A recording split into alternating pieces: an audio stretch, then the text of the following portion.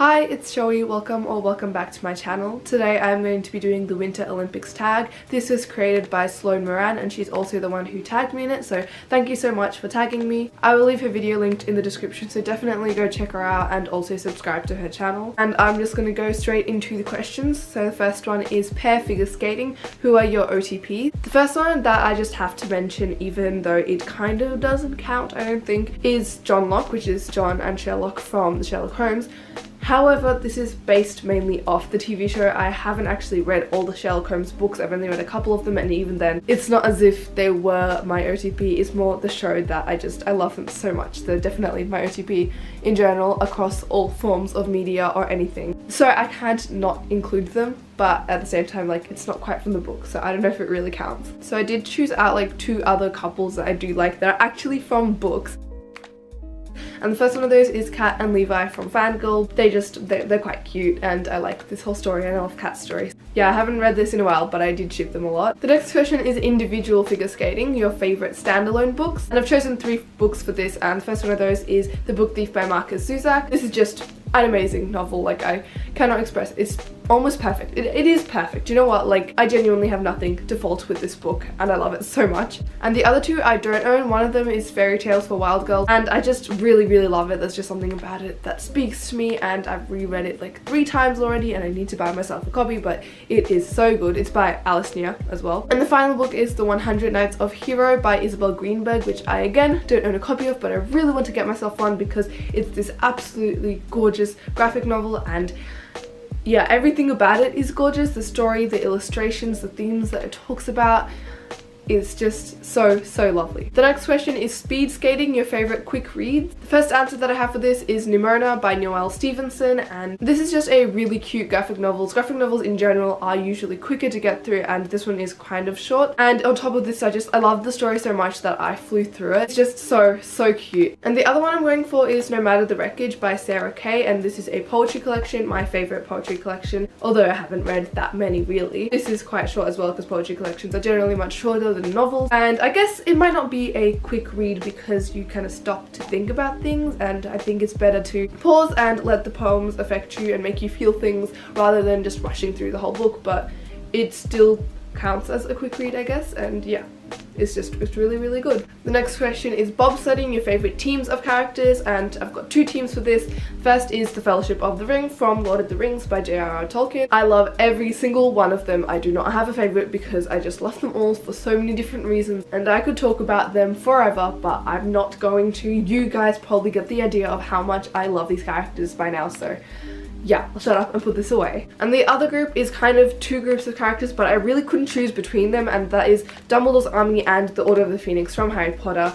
I love both of them and they kind of do mix and they kind of go together, so yeah, just that whole kind of group.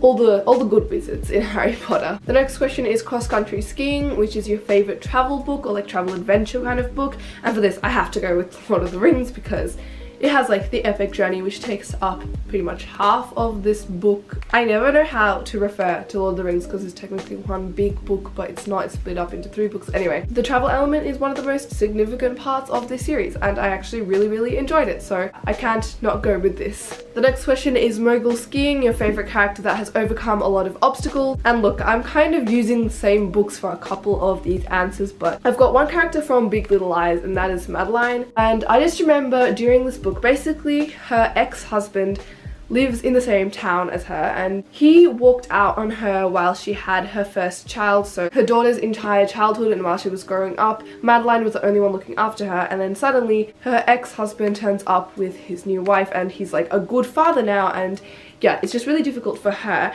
And then her daughter starts to kind of spend more time with her father and starts to like get a connection with her new stepmother and all that stuff, and it's just like really hard for her. And I remember that is an aspect of this book that I could not get over. Like I felt it tearing at my heart just as it was tearing at hers, because I felt like that was such an unfair situation for her to be put in, especially since like she worked so hard and she was trying so hard not to be bitter about it, but the fact that she did kind of get through it, even though she has like this really bad temper at times, she still kind of made it through and did her best to fight through those emotions, and I thought that was just like such a strong thing for her character to do. The next question is downhill skiing, which is your favorite classics. I could go with Lord of the Rings again for this because it is my favourite series of all time and it is technically a classic, but I decided that I'm not going to repeat that again. So I haven't really read many classics, but this is one that I remember quite enjoying when I did read it, and that is Little Women by Louise Alcott. And yeah, this is, now that I'm picking it up again, it's really massive. I forgot how massive it was. I would like to reread this at some stage now that I am a bit older, but yeah, I'm just gonna go with this. And the final question is Half-Pipe Snowboarding, which is the most creative books that you've read. I had 2 answers for this that I have already used in this video, so again, I don't want to be repeating myself, but Fairytales for Wild Girls is quite a unique story and I really loved the way that it was told, so it was quite a creative book, so I have to include that. And also The Book Thief, just because it is narrated by Death, which is a very unique perspective and a different idea, and I think it was really well done, so I think that also counts as one of the most creative books I've read.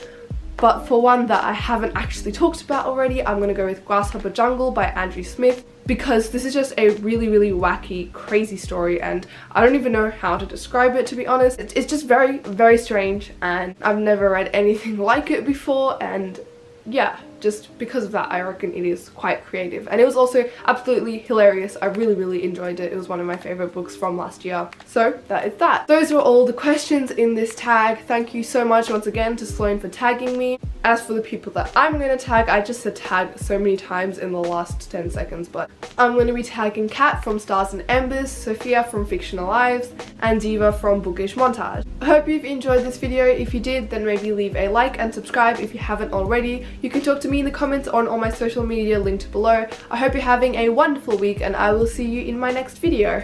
Bye!